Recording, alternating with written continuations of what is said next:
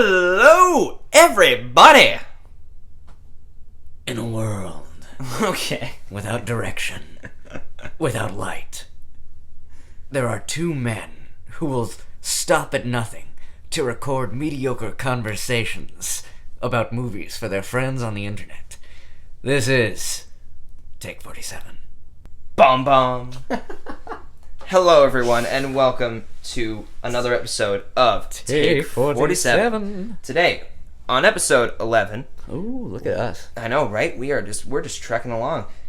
We are covering a topic that has been kind of hinted at since like the episode, our pilot episode of Take 47, where our top 10 favorite or our greatest films of all time. Now, we're going to split this video series into 3 parts because if we had this in 1 or 2 videos, Might take a whole day. it would be like a solid like Lord of the Rings runtime, and I don't think anyone wants that. So we're gonna do the first 6 today because we know we're gonna be talking a lot about these specific ones. That's right, and then next week we'll finish off the combined list of our top 10 favorite movies.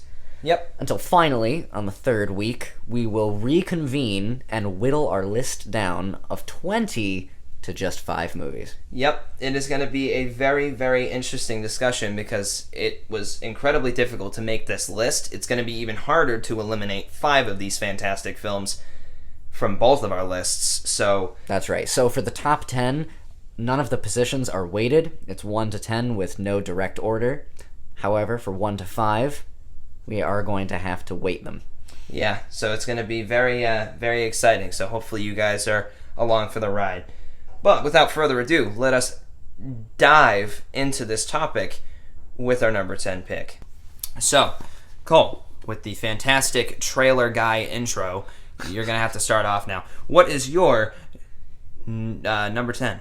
Well, here at Watch Mojo... Oh. I don't know what came over me. I'm sorry. Whoa. Number 1 is The Godfather. Ooh. Francis Ford Coppola's The Godfather. Not number 2, not number 3. Even though they are good in their own rights, I loved The Godfather. And what did you like so much about The Godfather? What makes it such a great movie in your eyes? Well, actually, I was really turned off by the fact that it was 3 hours long because I just... it's not that I have a short attention span, but I have a short span of time that I can just sit still and watch something. That makes sense. Like, I really just need to move, and so when I saw the movie was 3 hours, I kind of didn't want to watch it, but I'm thankful that I had a buddy to sit down next to me and just be like, no, we're going to do this. We're going to watch The Godfather. And I was really just captivated by the story. I was captivated because it was an epic. Yeah. And it took place over how many years? It was an incredible while. amount of time. I mean, Marlon Brando goes from like being on top to being like the grandfather. Right, and literally his on his sons having deathbed. kids. Yeah. So like it's got to be at least like 10, 15 years. Something like that. And I know that I was really intimidated too by the size of the cast because, I mean, it is ginormous. There's characters galore. All of which it is, I don't want to say imperative, but important that you keep track of. Yeah. But I was really, really happy that I was led along the journey with Michael. I thought that he was a really spot-on titular character, I agree. Like, he really started off as the audience, right? He was removed from the family. He was kind of milquetoast in that sense of, like, he didn't really know what was going on in the world of the mafia. Yeah. And just getting to see him indoctrined into their society felt like I was also being indoctrined with him. Absolutely, I agree. And that journey was just so incomparable to me. Like, I haven't found another movie that made me feel that way.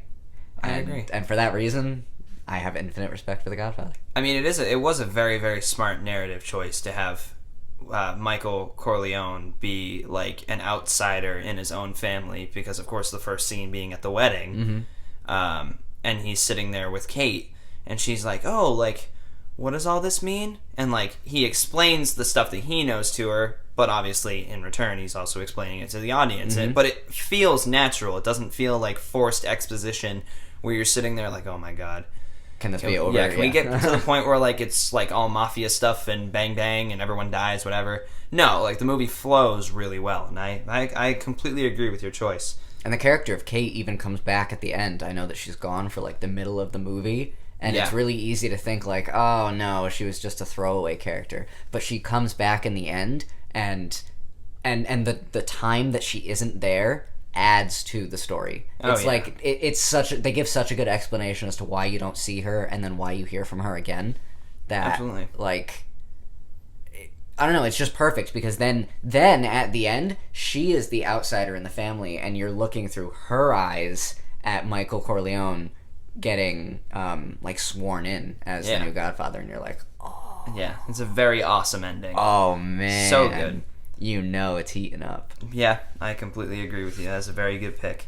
How about you? So my number 10 is I'm gonna go a little farther back in time for this one. And I'm going to Blast pick from the past over here. Yeah, I'm going to pick Alfred Hitchcock's Rear Window. Rear Window with James Stewart. I gotta say, this movie I was ridiculously surprised because when I grew up, I grew up with the remake, if you will, or more like retelling with Shia LaBeouf called Disturbia.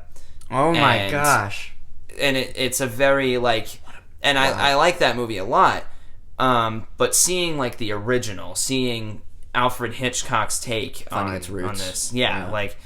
It was so interesting from beginning to end. I had a couple friends who I had watched it with between the film studies class I was in when we were in high school still, and then my performance analysis class in New York. Yeah, where they're like, oh, it's just kind of boring, but the whole time I'm captivated. I think what's incredible about Hitchcock, and I'm going to talk about this in some of the other movies I have as well. The way tension is built, if it is done right, you got me. Mm-hmm. You have me hooked from beginning to end. And this movie, you think, does that? Oh, hands down. This movie, in the last like 30, 40 minutes or so, when I watched it the first time in our film studies class in high school, I could not take my eyes off the screen. When I watched it a second time in New York in our performance analysis class, like watching everyone else's reactions to everything that's happening, and everyone's like, oh my god, like watch out, like get out of there and all that stuff. It's great. It was so well executed, and I have even more respect for the movie because the setting never ever leaves the apartment complex that they're in. That's very difficult to do. How do you make drama feel so real when you aren't changing environments? It's crazy. You have one giant establishing shot in the beginning that shows you all the players on the board. Yeah. And when a character leaves, it's only from the main character's perspective that you see them leave, and they just go down the alleyway that connects their apartment complex to the street, and that's it. You never see them again until they come back to that apartment complex. So there is no world outside of this apartment complex. Because the main character can't leave, and that's the best part. He can't leave because he got into an accident on a racetrack because he's a photographer. And that means that you can't leave. Yes. And so all he does is just sit there. He's bored out of his mind, and then all of a sudden he ends up noticing that someone may or may not have been murdered. So he sits there, and he's kind of trying to figure it out himself, and people are like, you're just crazy. It's a hot summer. You're cooped up in a house. Right, you're looking for things to be wrong. Like, come on. You're looking for things to be, like, interesting. It's your mind. And they basically think that until, like, the last 20, 30 minutes. And it's, like, frustrating because you're the audience member, but you're also kind of, like, the main character as well. Yeah. So you're sitting there and you're like, no, it's... God damn it! Like, if you could just actually see the evidence, it's all there. Right, you feel like everyone else is doubting you. It's such a fun thrill ride, even at this time period. Yeah, even watching it now, it still holds up, and I find it more suspenseful than most movies that are aiming for suspense. And I mean, that's just the... Well, Alfred Hitchcock has been dubbed the king of suspense. Absolutely. So, like, why is this any better than... Like, why is this his best movie to you? in the sense of, I mean, think, maybe it's not, but you put it on your well, it greatest is. movies of I all prefer time. I prefer this movie over any other Hitchcock movie. That's not to say I don't like any other Hitchcock movie, because I love Psycho. Mm-hmm. Psycho is very, very good. I watched that about a year ago or so. I think a lot of people would make the case that that's better. I know a lot of people say that that's like the best one. I think the reason why I like this one so much is because of how, like, the simplicity behind it. Like, I know Psycho is very simple too. It has, like, you know, a few different set pieces, but then the rest of it is mostly just the Bates Motel. Yeah. But I don't know. I kind of like the feeling of you're stuck in one room and you can't leave. It makes you feel more helpless. Yeah, especially because it's not like you can't leave because of some stupid supernatural cliche like some horror movies where it's like, oh, I can't because the ghost did something. No, it's a very grounded reason. Yeah, it's I'm hurt. stuck in a wheelchair on like the top floor of an apartment complex. I can't leave. Right. So I mean, I just need to figure out how to live in this one precisely. room. You have to figure out how to solve this murder without being caught. Mm-hmm. Because if you are caught, then you're dead. You can't get anywhere because you're wheelchair bound, and the antagonist is not. Yeah, the antagonist has full mobility. Absolutely, can't run, can't hide. And I think that it's kind of funny too, because even the antagonist is like a tad bit overweight too. So like that just kind of adds, I don't know, like kind of insult to injury. Yeah, where it's like at the end, it's like, okay, like if I had legs, I'd be able to run away perfectly fine. I could run halfway down the block before you even left the complex. But you remove that, and suddenly it's like you have to go into like this kind of, I don't know, you're freaking out because you don't really have anywhere to go. Your only exit is out the window, but you're and you die. You're pretty high up. Yeah. So yeah, that's my number 10. Hitchcock's Rear Window. So what did you pick as your number 9? Love that. I chose The Lighthouse, a recent movie, a very, very recent movie. And I know that, you know, I was kind of grappling with that, whether or not it was fair to put a recent movie on here, because how can you say that it's the greatest movie of all time if it only just came out? Right. But on the other hand, I was wowed so much by The Lighthouse, just as a work of art, that it absolutely deserves a place on this list, in my opinion. And to go further into that, it's one of those movies that I think does Lovecraftian horror right. It's one of those movies that does suspense right, that does mystery and intrigue right, and more than anything, it kind of confuses the audience member in the right way. And by that I mean it doesn't just raise questions for the sake of being confusing. Mm-hmm. It raises questions and it raises a mystery that's genuinely hard to solve. Yeah. So you're genuinely always asking that question of like, is what I'm watching real? Mm-hmm. Is what I'm watching like just something that I've imagined or one of these men imagined? Who is telling the truth? Who's lying? And then to have the ocean as this villain, as this like unstoppable force that these two men have to grapple with, was such a not a breakthrough. It's been done before, but it was done right here. It was done with urgency, with meaning, and it just made it all the more captivating to me. And I think, hopefully you agree with me on this, but I think that it hits all the big points of Rear Window in the suspense. Yes. Yep. Was that on your list? Funny enough, it is. Oh my gosh, look at me. I'm blabbling here and you're agreeing with me. No, it's perfectly fine. I don't blame you at all. I mean, this movie kind of came out of nowhere. I had like a slight interest in seeing it only because I, at the time, loved Willem Dafoe. Yeah. And I mean, I do still. But at the time, I wasn't too big on Pattinson. This movie gave me a new respect for him. Absolutely. This movie is the whole reason I have full confidence that he could be a really good Batman. I would not have trusted him as Batman unless he came out of the gates with this. I mean, I made a Facebook post like forever ago when it was revealed that he was Batman, and I was like, this is literally the worst casting decision ever. Yeah. And I feel bad for saying that because this was, I mean, I agree with you. This movie's fantastic. Mm-hmm. It's the same premise that, I mean, as you said, is tied into Rear Window, where you really only have one area to go. You don't have an escape. Mm-hmm. And it's either their house or the lighthouse. Yeah, and it's a whole grounded mistake where And, for example, Rear Window, you're wheelchair bound on a top story.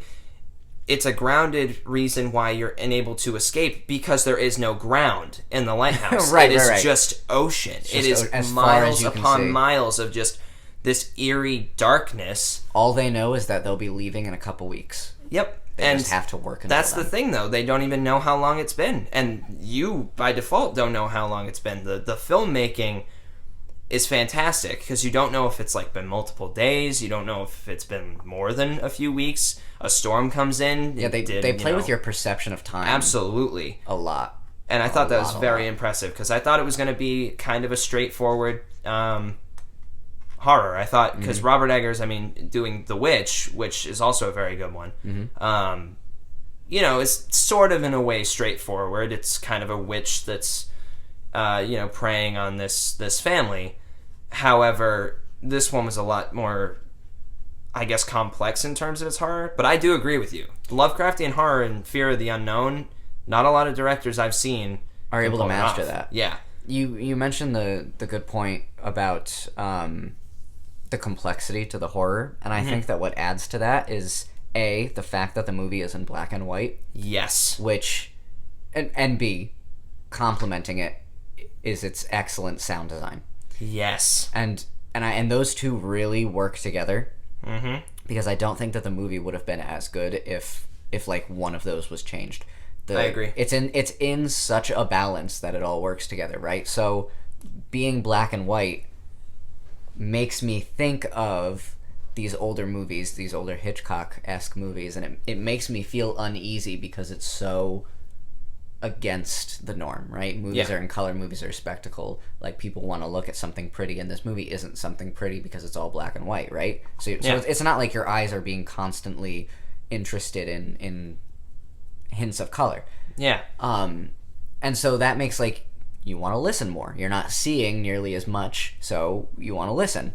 And you listen to all the weird sounds that they put in. They put in screeches and dead silence. The one lighthouse horn that goes off every once in a while. Yeah, sounds like a foghorn, like a military warning horn. And it we have these big ass speakers here. Yeah, and so it's that you feel the bass pounding, rumbling your heart, and it really makes you want to run. When I watch that movie, I just want to run. Yeah. I want to feel ground under my feet, and I want to be safe.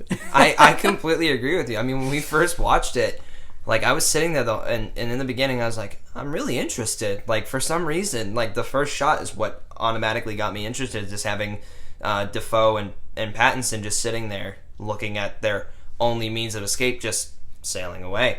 And you think it's going to be straightforward or whatever, but then all of a sudden, for some reason, I'm just staring at the TV screen what the hell else is going to happen next? I thought I had a grip on what was going to happen next. You so don't, though. No. There were a couple moments I'm oh my god, is this actually is Defoe actually what's Triton? Oh yeah, he turns into the sea king. Yeah, I thought for sure that it was curses. Yeah, I thought it was going to be one of those kind of one of those fisherman's tales where it's this guy who's sinned or whatever is on, and he repents, and of course in the movie, right when that happens, Defoe's why'd you spill your beans, and it's all echoing throughout the lighthouse. So I was oh my god, is this actually one of those moments where it's Triton disguised himself, and no, it just went a completely different direction. But I liked that more. That the movie gives you enough where you feel like you understand, and then it takes that stuff away, and you're also just as confused as the two main characters are. Yes, and if I could add one final thing, is that the dynamic between the two characters. We're talking about how it's so up in the air and hard to follow sometimes, and you second guess yourself. But and I've seen this movie a couple of times, so I've really settled into how I feel about it. I think that the reason that the two men have such a conflict with each other is a really grounded and appreciated reason of Willem Dafoe's character killed his sea hand before before Pattinson. Right. So so we have a murderer. And then Robert Pattinson killed his boss in the logging industry. Yep. And ran away from that. So now we have these two men, each on the run from their past, murdering their underling or boss, and then they get together and they're each so accusatory of the other person. It's like, if you, like, each of them are like, if you step out of line, I'm gonna kill you and run away again, because that's what I do. Yeah. How do you deal with a copy of yourself? That's very true. Like, they both, it was like an interrogation, like the first dinner scene, where he's like, what's a timber, man? No one has a wiki. And he's like, oh, I just like the quiet and stuff like that. And then Defoe's like, and then so he starts lying, then Pattinson starts lying, and then he accuses the other of lying, and he's like, by the end you don't even know whose name is real. I know, you're sitting there and you think that Pattinson's name is what was it, was one of them like Tom, right? Yeah, Tom, and then he had like another name, and then Defoe also had another name too. So like, you didn't really know at the end of it, like, how far were some of them, like, were they going in terms of like lying to one another? And I think that's fantastic. That's a fantastic choice. So I mean, since both of us agreed on number 9, let's jump to number 8. Yes, let's. So just go right ahead. All right. Well, my next pick is one that I think leaves a lot of debate, and I'm okay with that. Star Trek IV: The Voyage Home.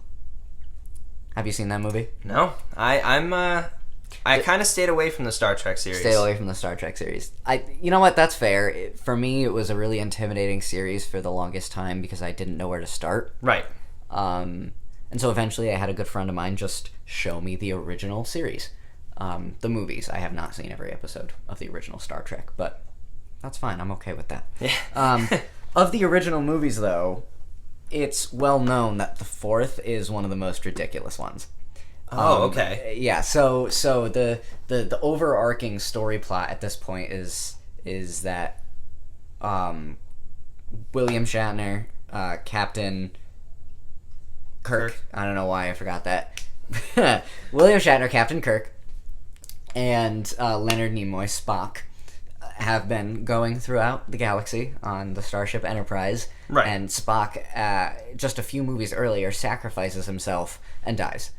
But you find out that Spock, like, downloads his personality into another crew member, and so they have to go and extract it from his head. So that was movie 1, that didn't happen. Movie 2, it did happen in The Wrath of Khan. He died, he sacrificed himself, and then in movie 3, which is The Search for Spock, they get him back. Okay. So now Spock is back, and the Enterprise is being decommissioned, which is their big ship. Right.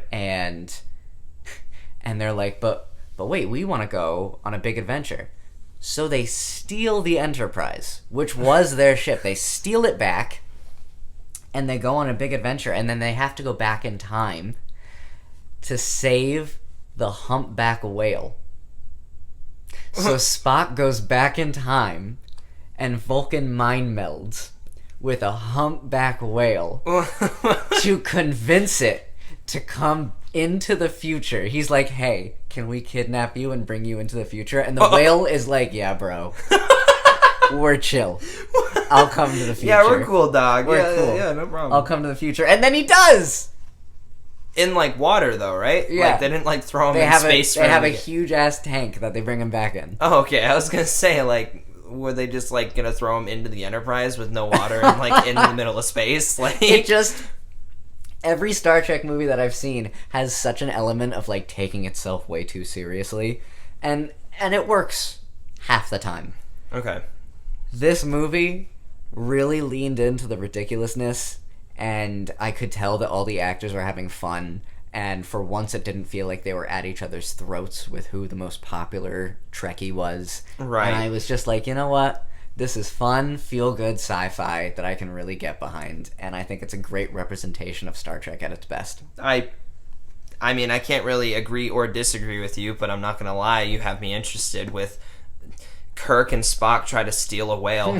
Like, it's like a weird sci-fi version of, like, Free Willy. Yeah, what the hell? It was so funny, man. That's I gotta so show you some weird. clips, and then in the next episode, after having seen some, you can tell me your thoughts on it more. Absolutely, that sounds wild. I don't even know where to begin on that.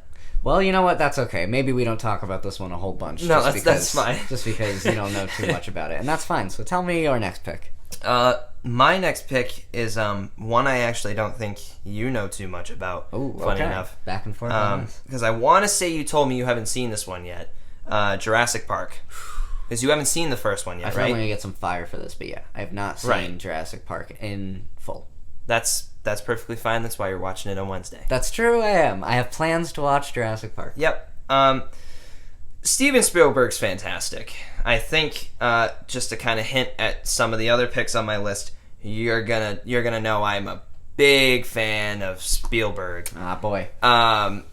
He's so good at just creating really grounded characters that you honestly you don't hate. They're not poorly written characters at all. He's the animatronics in almost said the wrong movie. Almost gave away my other one. Yeah, I could hear it there. Right. In Jurassic Park, Yeah. are groundbreaking. You see them now, or like when you see them Wednesday, they're fantastic. I mean, still hold up. Yeah, I mean, the pupils dilate on some of them. It's so cool. That's incredible. The movie magic behind it is honestly just unparalleled. I mean, that's a feat of engineering. If you ask me. Absolutely. The acting is fantastic. Everyone gives a great, stellar performance. There are scenes of genuine tension, and it's so good. Everything is just paced really, really well. You don't feel bored at all. You're genuinely interested in every single thing each character has to say. It's got so many quotable lines that, I mean, pop culture, it's a pop culture icon. An excellent score. Absolutely. John Williams, once again, everyone acts surprised. John Williams Yeah, threw no out something here. good. He's been around as long as the industry has, and he still keeps pumping out fantastic scores.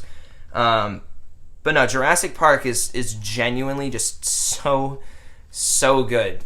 I get like giddy with excitement every time I see the dinosaurs on screen. Like, you're genuinely looking at dinosaurs, and the coolest thing about that is so are the actors. Yeah. The fact that It's such a genuine absolutely feeling. and I think that's fantastic, because I know a lot of movies like the Marvel movies, for example, being like 99% CGI, and that's not to say that they're bad at all, but in my opinion, an actor's performance will always be, amplified with the amount of realism that surrounds them, so they can actually... Right, they can believe that they're really in that environment. Like, if you're actually on a more tropical island, and there is an animatronic T-Rex in front of you that looks genuinely real, and when you shine a flashlight in its eye, it dilates. I might have a little pee in my pants. Yeah, like their genuine terror is genuine terror. That's so cool. And I think that leads to one of the reasons why the movie was so successful too. Right? Absolutely. It's like dinosaurs, big lizards. That's such a primal fear that we have. yeah, as humans. and not only that, but it's also kind of like a kid thing.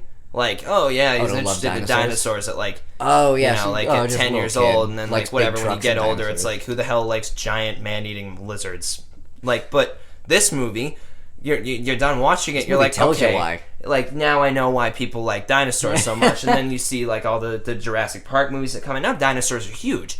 I mean, we had the Jurassic Park series revitalized in the Jurassic World movies. Chris Pratt. You have a bunch of dinosaur games now, a ridiculous amount. I mean, Telltale Games has made them. Lego, Ark Survival Evolved. Like, it's such a big thing now, and we have Jurassic Park to thank for that. Because I mean, if it didn't work, then obviously we wouldn't be as big into dinosaurs, or That's probably right. wouldn't even. So think about it remember, much. the Smithsonian Museum of Science has nothing against Jurassic Park. I know, right? Spielberg was just at his prime during this 20-year span that I have these movies picked up or placed in. So that is that's my personal number 8. So what is yours, Cole? Mine is a movie that I fell in love with when I was in high school, and I rewatch at least once a year. Groundhog Day, starring Bill Murray. The movie's so funny. It is I fantastic. love that movie. It really, really is. Like, wow. When I was making this list, I really wanted to include a Bill Murray movie because I idolize him as a performer. I think that he hits a lot of really good beats. I think he's really funny. He is. And he knows when to be dramatic. And he knows how to make his drama feel funny. I agree. And vice versa. And Groundhog Day rose to the top of my list, even above Ghostbusters, which is like my second favorite Bill Murray movie. It rose above Ghostbusters, if only for this fun fact that I heard. The director of Groundhog Day, whom unfortunately I cannot remember, someone I'm sure will correct me in the comments.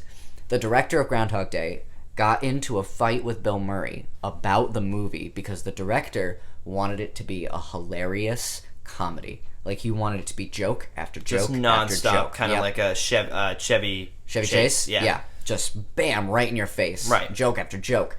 Bill Murray wanted it to be a real drama. He's like, no. Like, I'm reliving the same day. There's got to be some meat in this. There's got to be a real part to play here, like a human inside of this.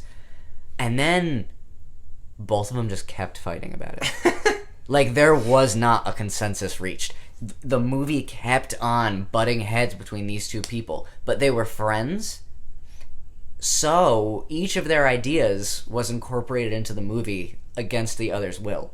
Every time you see a lot of drama, that's Bill Murray really digging his heels in and fighting against that comedy and being like, no, I know what's best. And every time you see the funny moments, it's because the director is finding a way to spin Bill Murray's performance as funny, because he is a funny guy. Yeah. But like all those times when Bill Murray is killing himself, Bill Murray is taking that really seriously.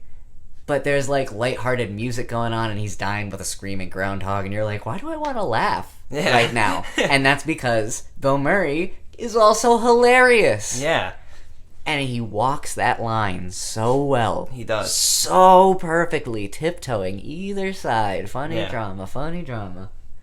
I love it. I can't get enough. I completely agree with you. I mean, to be completely honest, I think that's probably the whole reason it is as funny as it is, that both their visions for the film just keep butting heads, and every time it butts heads, it's a really funny moment. Yeah, great thing is discovered. When Ned shows up and he's like, what's his character's name? Bill Murray's character, Phil, right? Yeah. Phil Connors. Phil Connors? Yeah. And he's like, Ned, and then Ned, like decks him in the face. Like, that's hilarious. I still love that line. I mean, even TJ, like TJ, our friend who has quotes that movie. Some specific preferences. Yeah, but like he hands down, like all of us laughed at that scene. Yeah, and, you know, when he takes the groundhog and he's sitting there and he's like, "Here, you take the wheel," and he's trying to teach him how to drive as they're driving off a cliff. Like, it's hilarious. It is hilarious, and I think that's perfect. I think it's the whole reason the movie's good. And there's a great narrative of like him falling in love with the new production assistant. But it's not just like main character gets the girl. It's main character has a really tough arc where he discovers that he like has been living his life in a really wrong way. Yeah. And so at the end, it doesn't feel cheap that they get together. You're like, you know what? He earned that relationship. Yeah, it's like a Christmas Carol. Yeah, it's another Scrooge like character arc, found life again, and so did Phil Connors. Yeah, I completely agree with that. That's a really good number 8. So my number 7 is jumping into, a lot of these movies are actually 70s and 80s. Alien. Ridley Scott's Alien is such a fan. Like, it's so good. This was actually one that I was going to put on my list, but didn't. I chose another movie in place of it, and I'll tell you what that one is after this. That's perfectly fine. I'm looking forward to it. Alien does so many things right, and I think the biggest thing that makes this movie so like grounded and believable, even though the whole movie takes place in space and on an alien planet for like 20 minutes. Mm-hmm. It's mainly is that you genuinely feel like there is no escape. There is. Yeah. The lights are flickering on and off. The set's gorgeous. Mm-hmm. I am such a big fan of like the Nostromo, the ship that they're on, being like this kind of worn out. Like it's definitely, it's not high tech. No, it's it's not exactly state of the art anymore. It's kind of like budget cuts. Here you go. Right, we have a vessel. This is what we got. Yeah, like, and the Saving fact up that for like, anyone. I think what I love so much about, aside from the set being so great, and I think the reason why the set's so great is because it's alive. Every single action that an actor takes leads to something. For example, when Dallas is going to see the ship's AI mother that is connected to their company, he opens up he presses a couple buttons, and the door opens up. He presses another, few buttons. This little panel opens up. Then he puts another key into it, and that opens up the main door to actually get inside the AI room that he has to talk to his company with. And you're saying that's all practical? Yeah. Like none of that was special effects? No, you're just sitting there watching it. After editing? Nope. Really? And, whereas some directors might be like, audiences don't want to see how they get to point B. Sometimes they just want to, jump right to it, like, oh, we gotta go to this place, let's go, gang, and then, they all of a sudden run there, and it's like... I think that really devalues the journey. Yeah. That's, against Tolkien's whole standpoint, But, you're sitting there, and everything feels real. I mean, when they're trying to land the small vessels that they use to get onto the planet, Ash and Ripley are sitting there, and they're they're flipping up switches. It's similar to the set of the Millennium Falcon in A New Hope, where that ship also feels real because every button means something. But what's so cool about this set is I think it's even more so. It perfectly creates this sense of isolation, where the ship's big. And there are a lot of scale. Yeah, there's a lot of set pieces that are in this. There's the ventilation systems. So this whole ship gets completely fleshed out. But at the same time, the scariest part is no matter how big that ship is, you still can't get out. Right, the second you leave, you're dead in space. Yeah, and you are trapped in there with the xenomorph, and there's no ifs, ands, or buts about that. The xenomorph is an awesome movie monster, and Ridley Scott perfectly just films it with the right amount of light and the perfect camera angles, because the suit is a guy in a suit. It is a guy in a suit. Yeah. And sometimes that can really make or break a movie. Yeah, I mean, it's like a guy in a suit for the old Godzilla movies, because they're not hiding it.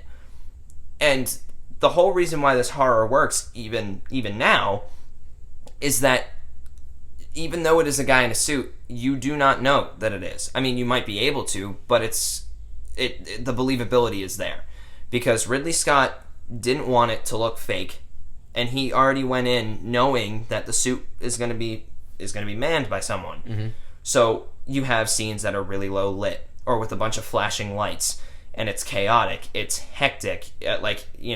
Sigourney Weaver and absolutely kills her performance as Ripley. I mean, she's freaking out. She's hyperventilating. She's sweating. All these lights are flashing, and you're looking around because this agile hunter, this extraterrestrial threat, could be anywhere. It masters the layout of this ship faster than the audience does. Yeah, and that's the best part, because there are scenes where they're just kind of walking around. I mean, even at the end, Sigourney Weaver or Ripley thinks that it's all over, and she goes to press the cryopod button, and an arm pops out from the wall, and it's the xenomorph. This movie does a great job of keeping you on your toes. Absolutely. It's always the whole, always check every corner and check behind you, because if you feel like you're being watched, you probably are. And in this scene, in this movie, trust your you gut. Always feel like you're being watched.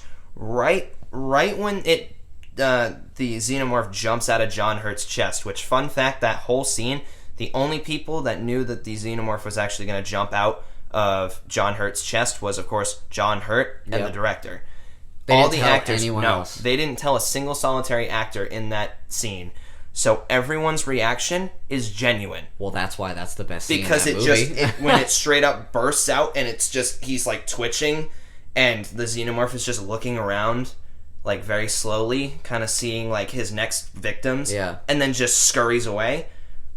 That's awesome. It's all genuine. And horrifying. Yeah, it is all there. Ridley Scott genuinely perfected the sci-fi this sci-fi horror movie, which, I mean, has created so many things that are inspired by it. I mean, in terms of like survival horror games, like the Dead Space series has Alien to thank 100%. Directly off of that. And it's fantastic. Mm-hmm. When it's done right, with like low lights, believable acting, and that's the thing. There's also one thing I want to throw out just before in conclusion is there's really not that much talking. Like in the beginning, you kind of don't really hear anyone. Like, yeah, there's like chatting or whatever, but you don't hear their conversations. They're kind of just adds to the dead air in space. Yeah, like, it makes you believe the environment. I mean, like the first like 5, maybe 10 minutes is you going through the ship, no person, no sound, or no people, no sound, and it like takes its time. The cryopods slowly open up. You see the first person wake up, then everyone wakes up, and then the ship slowly starts coming to life again because there is life, moving around. But then right when that xenomorph comes back, the rest of the ship suddenly goes from being this lively social space to this terrifying just kill box. And the tension of the movie completely shifts. And it's great. It's mastered perfectly and is rivaled only by its sequel that James Cameron made. You think that one is even better? Alien and Aliens, there's a very big debate on which one is actually better. A lot of people say Aliens is better. While I definitely understand why, and both of them are very fantastic, like just so good. I personally think the first one's better. Once again, I'm a sucker for the whole like isolated feel. Yeah. And while Aliens is a little bit more action-based, which isn't a problem at all, it's a genuinely fantastic film, and I love it. It's basically on par with the first for me. It's just the whole isolated feel that I like just a tiny bit more. Yeah, gives it that slight edge. So that's my number 7. So what is your number 7? My number 7 is The Thing. No way. Yes, it is. That's literally my next one. That is my next one. Well, it looks like we've agreed once more. Yep. I saw this movie with you. You showed it to me alongside Griffin and Lizzie. Yep. And I fell in love with it. What is there to say besides all the stuff that you said for Alien? I think that these movies are cut from the same cloth. They have that isolation element that you said that you love so much, and I think plays towards its brilliance because we have this expedition crew out in the North or South Pole. I want to say it was the Arctic. The Arctic. Okay. Right. Either way, so they're trapped in snow, storms. It's not like they have a lot of place to go. They're not in civilization. They're on their own against the elements, against the Earth itself. Right. And they discover this creature hidden beneath the ice, and it's another one of those movies of it's not a matter of if I die, it's when I die, because this thing is hunting me down right now. And each character has... I mean, this is the one thing that I still struggle with the movie, is like I didn't think that each character was super in-depth. I don't think that the characters were really too well fleshed out. Yeah. But I also don't think that they needed to be, because I want to say it was intentional. Yeah, it wasn't really a story about the people. It was a story about the chase. Yeah. And the chase is amazing. The only reason that I even bring up the characters not being totally fleshed out is that when some of them died, I wasn't really all too concerned. Yeah. It came down to like the final 2, and at that point I was really able to single out which character I was rooting for. Yeah. But when there was still a whole crew, I felt a little bit adrift in the sea of the characters. If that makes any sense. And I think it's not so much you don't want them to die. It's more like what could... Well, because of course the most terrifying thing about the alien in The Thing is the fact that it impersonates whatever it kills. So, I mean, I think... these people that you trust. Yeah, and I think that's the main takeaway from it, because if you see someone, for example, the blood test, which is, I think, one of the best scenes in the movie, where McCready takes a live wire and just sticks it in the blood, and if it sizzles, you're human. If it reacts because it doesn't like anything hot, it obviously, that means it's contaminated, and whoever's blood it is, they're obviously infected. Yes. I think what's terrifying is that the ones that are killed off screen and the thing shows up as that person, because when they transform, you're like, oh my god, like, wait, you're telling me that the alien's been him the whole time? Right, like, you don't when know. When did they die? Yeah. Exactly. Like, what the hell? I mean, the defibrillator scene. So many questions are raised just because the movie withholds some information from you. And I mean, like, the best thing is the ending, too. When they're sitting there, and you think that maybe you're pretty alien, sure. Like, but then, like, you don't know. You know, both of them are sitting there, like, one of them's like, where were you? And he's like, oh, you know, I tried calling for help or something like that. And then they're like, you know, so what do we do? And he's like, oh, well, maybe we'll just sit here for a while. And they're both just sitting there looking at each other. Afraid to make the first move. And one of them is like, if I close my eyes, is the other one going to turn on me? And it's both of them just, it's another kind of lighthouse situation where it's like both of them are sitting there. They both just went through, you know, this traumatic experience, but which one's actually human? Yeah. And the crazy thing is the director, just to add more fuel to the fire, did say that one of them is the thing. He was like, you know, one of them is the alien. He's like, it could be MacReady. He could have blown up the alien, and then he could have blown up the alien as the alien to make it look like he was genuinely human, to get people's trust. It could have been Childs, because Childs was missing for like the last 20 minutes of the movie and then magically came back. Each of them has their own reasons to be the thing, and it's left up to you in such a way that you feel like your choice has real weight. I completely agree. And that one's one for the books, just like Inception. Inception's ending, you know? Yeah, like those two are big ones in the... Which one is it? Right? That's a really good number 7. Yeah, really good number 7 indeed. I mean, that movie. That was my number 6. But so do I go back? Is it my turn again? So you just go to jump to number 6 now. All right. Well, in that case, I know we're going to be tying again because my number 6 is Jaws. Damn it! Here, you know what? I'll let you start off why Jaws is a okay. All right, fair enough. I don't want to steal them all from you. No, that's perfectly fine. Honestly, I think that might be the last one we tie on. Maybe the last one. Could be wrong, but maybe. Jaws is great. Jaws is great. Steven Spielberg created, in my opinion, a masterpiece of suspense building and genuine terror. Yeah, both of us are quite uncomfortable in the ocean. Aside from the fact that, like, I have this immense fear of the ocean and the unknown, there are shots in this movie that to this day, and we watched it recently to educate Griffin on some classic movies, and Jaws being one of them. There are still shots that genuinely freak me out.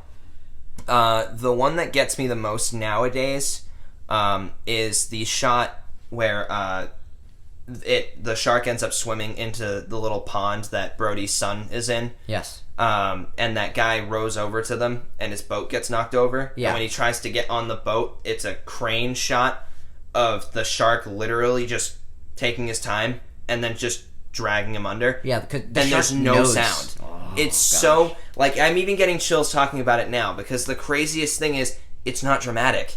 It just happens. It just slowly opens its mouth, or its mouth is already open, rather. It's slowly just going towards him, and he just falls under, and he's gone. And it's terrifying, because it's inches below the super calm surface. Mm-hmm. And that's the terrifying part of Jaws, is like, how can something so deadly live in something so serene? Exactly. So beautiful. And not only that, like, how can something so dangerous be so close and it still looks serene? And unknowable. Like when Brody's throwing the chum in the water, and he's like, yeah, like, why don't you chum some of this shit? And then all of a sudden the shark jumps out. It was there the whole time. Yeah, oh my it's god. Like, what? Yeah.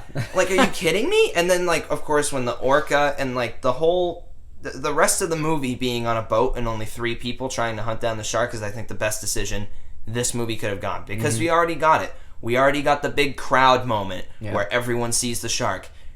We don't need confirmation that everyone knows there's a shark now.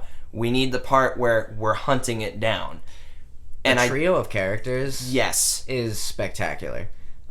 So good. Each of them in their own right is a really complete character because they're all, their motives are all so well established and grounded. Yep. Right? Brody is the chief of police in this town. He wants to shut down the beaches. He wants people to be safe. He feels conflicted because he has a family that he wants to protect. He wants to do his job right. Yep. And the guy who's telling him to do his job is telling him to keep the beach open. Yep, because they want money. And so we have that conflict for Brody, which is excellent.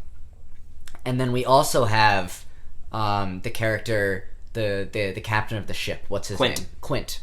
The captain of the ship, Quint, who is like this damaged veteran sailor, right?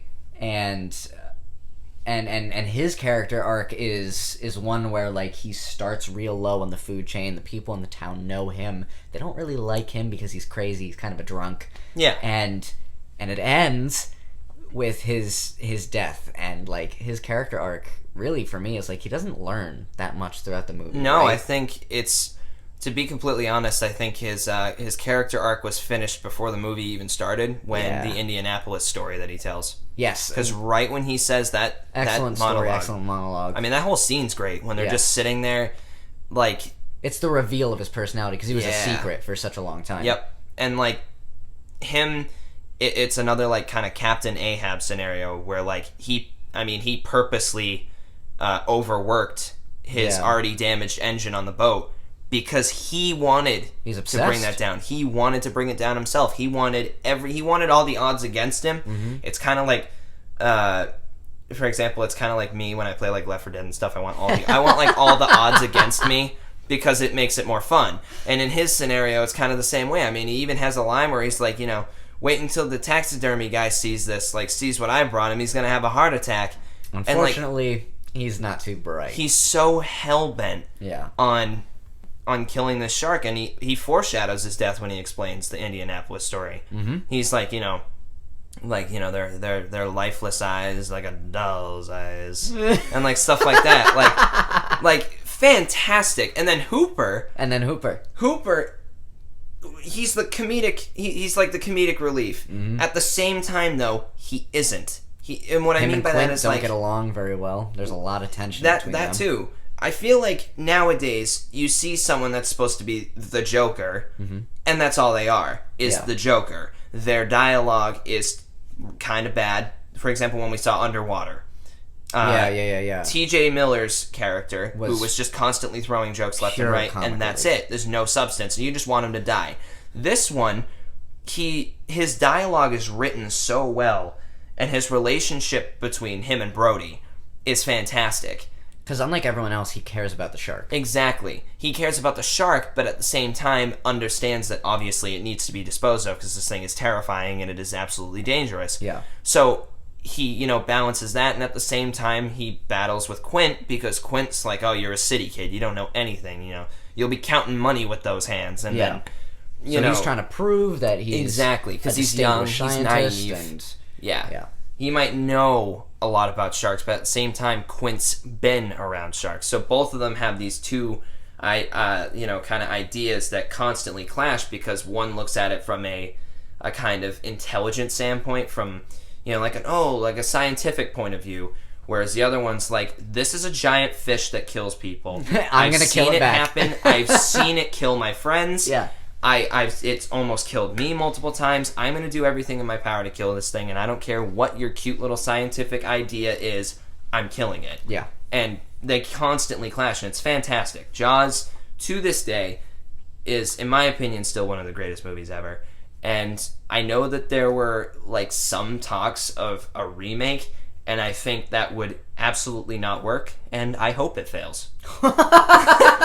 I swear to God, seriously, how are you gonna make it now? Are you gonna make it like Deep Blue Sea, where it's just CGI the whole time? Come on.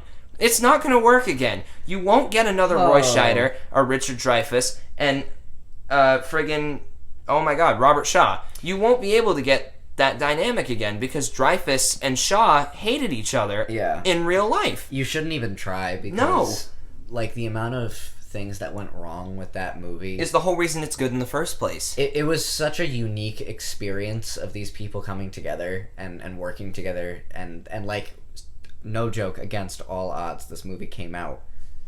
And it's beloved, but, like, they shouldn't have been able to make this movie. This movie went over schedule, over budget. The shark wasn't working. The boat sailed away once. Yeah. The shark sank to the bottom of the ocean. Intoxicated actors. Yet Robert Shaw was drunk most of the time. And the best thing was the shark not working, because we ended up getting really creative shots of an object or a fin kind of being the indicator that something's wrong, or, of course, the iconic POV shots underwater. Leads a lot to imagination. Absolutely. And, of course, adding imagination and ocean together, anyone who's already afraid of the water is going to be scared tenfold. Right, just because of their own mind. Like, Exactly. Spielberg's not even doing that work. You're doing it for him. Exactly. And, I mean, his characters and the way they're written, the way the movie is paced, just adds more fuel to that fear. Mm-hmm. And I think it is done perfectly, and I don't think we will ever get another shark movie as good as this. It is the best shark movie. There is not a single shark movie that has come out since Jaws. Not even Megalodon with Rainn Wilson? No. Oh. No, I'm sorry. Too bad. Every shark movie copies Jaws. Yeah, it does. Every POV underwater shot, every shot where it's like you only see the fin and the rest is submerged in the water and it's chasing the swimmers. You will never get another one again that is as good as Jaws. Like, I can't say much more other than Spielberg did it. Yeah. And that's just it. Spielberg did it. It was just a testament to how successful he was going to be in the next, 20 years. Like, he was on a roll. Even now, everyone still sees Spielberg as this fantastic director, and I don't blame them. Yeah. I think you're absolutely right. And that is part one of our 3-part series for Take 47. That's right. Tune in next week for not the conclusion, but the episode 2, the Clone Wars, if you will. Yeah, just, gonna be much better, because the Clone Wars is terrible. But in all seriousness, thank you guys so much for watching the first part of this. If you liked what you saw here, we have 10 other episodes that you guys can look at. And as always, we will see you guys on the next episode of Take 47. Peace out, guys. Bye.